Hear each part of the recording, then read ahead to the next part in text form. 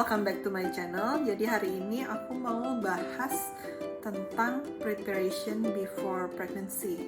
Jadi memang untuk banyak ibu-ibu, emang untuk kehamilan itu memang direncanakan dulu sebelum terjadi kehamilan.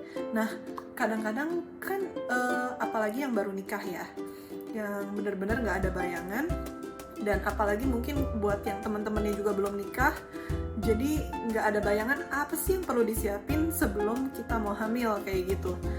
Especially it happens to me as well gitu.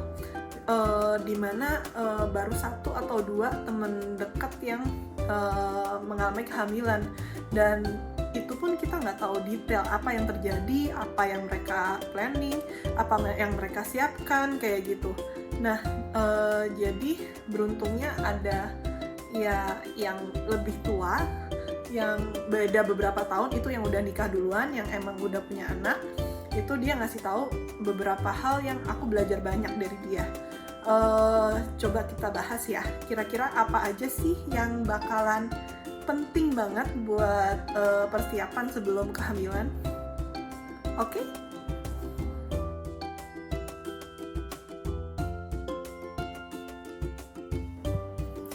Yang pertama yaitu prenatal vitamins. Jadi vitamin yang kita minum sebelum hamil. Jadi kita mempersiapkan diri kita untuk bisa kasih tempat tinggal yang nyaman buat baby kita, buat dia tumbuh, apalagi pas lagi awal-awal pembentukan. Jadi vitamin ini biasanya berupa asam folat.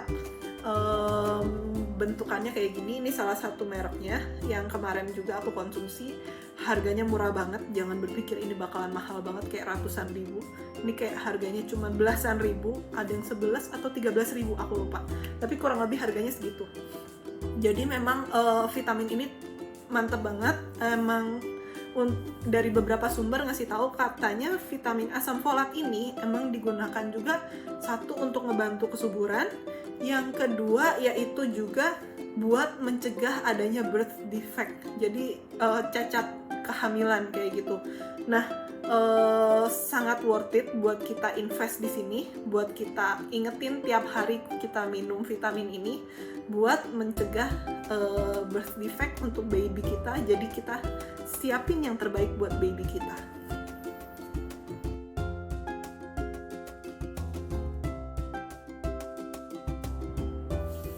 Yang kedua, jangan lupa banget, yaitu pastiin kita punya kesehatan baik kayak gitu.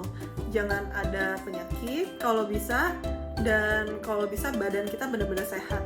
Soalnya kenapa hal ini jadi penting?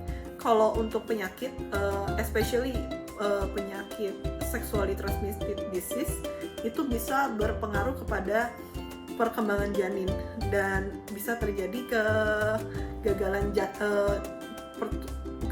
pertumbuhan janin.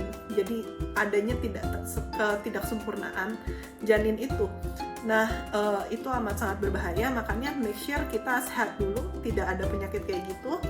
Terus yang kedua itu make sure kita benar-benar sehat. Kenapa? Karena badan kita itu kan memang yang tadinya kita mensupport kehidupan cuma buat kita, sekarang udah ada baby, itu bebannya akan semakin berat.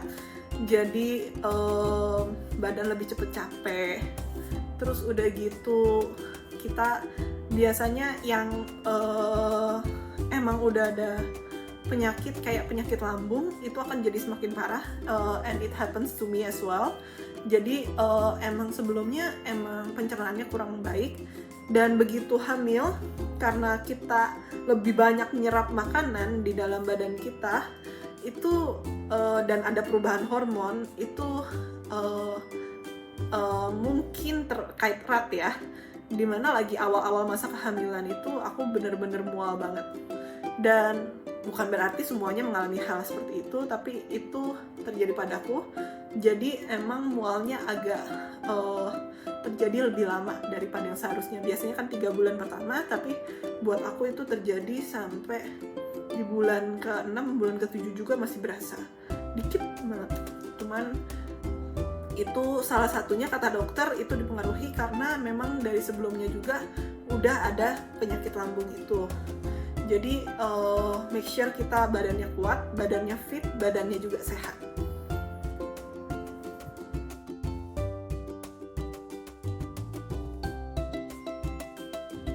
Yang ketiga yaitu pastiin kita juga udah ngelakuin vaksin. Vaksin apa itu? Jadi memang yang dianjurkan itu adalah dilakukannya vaksin untuk ibu hamil itu sebelum hamil itu kalau bisa itu udah selesai vaksin tetanus. Kenapa?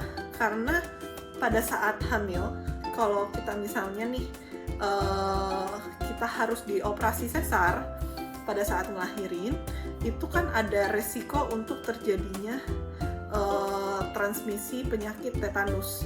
Jadi kalau terjadi penyakit tetanus itu bisa direduce resikonya dengan kita melakukan vaksin. So jangan lupa cek buat ke fasilitas kesehatan terdekat, bisa juga puskesmas, dan di puskesmas itu juga gratis vaksin tetanus, bisa dicoba juga, atau enggak di rumah sakit untuk bisa ngedapetin vaksin itu. Oke?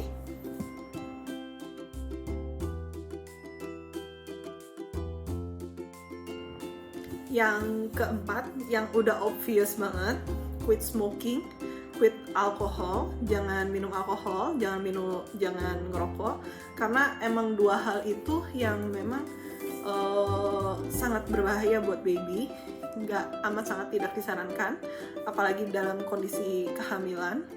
Dan ya kita mau make sure kasih yang terbaik buat baby. Kalau kita bisa quit sebelum kita hamil, it would be better.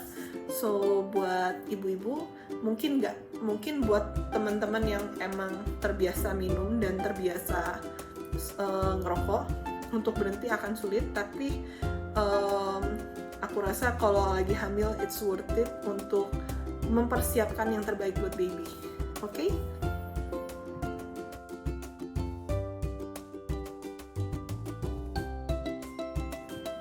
Yang kelima, ini optional sih, bisa juga dilakuin nanti begitu kita tahu kita udah hamil kayak gitu.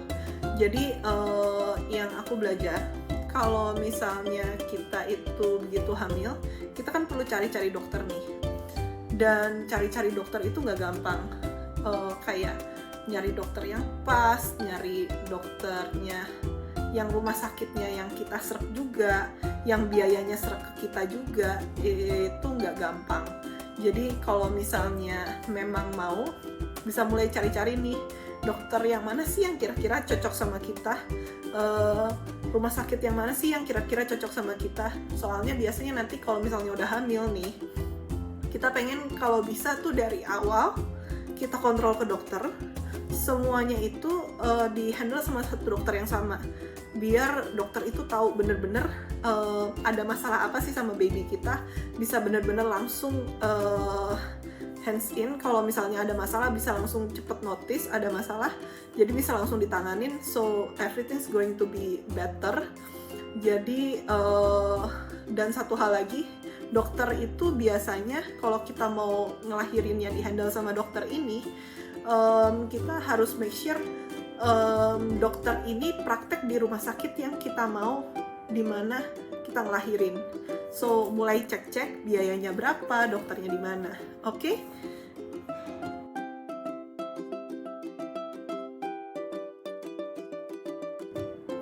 So the last point,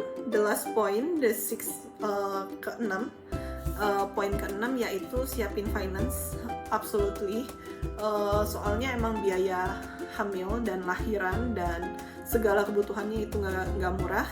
Sebenarnya jangan sampai dipikir sampai berat banget, karena sebenarnya walaupun kita mikir biayanya itu nggak murah, tapi kita bisa sederhanakan juga biar lebih sesuai dengan budget kita.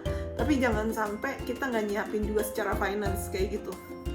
Ya at least mungkin perlu dipikirkan lagi, apakah cukup kita buat biayain anak ini kayak gitu, karena itu tanggung jawab yang besar juga. So be prepared. So itu kira-kira buat tips and tricks yang perlu aku tahu nih pas lagi awal-awal kehamilan.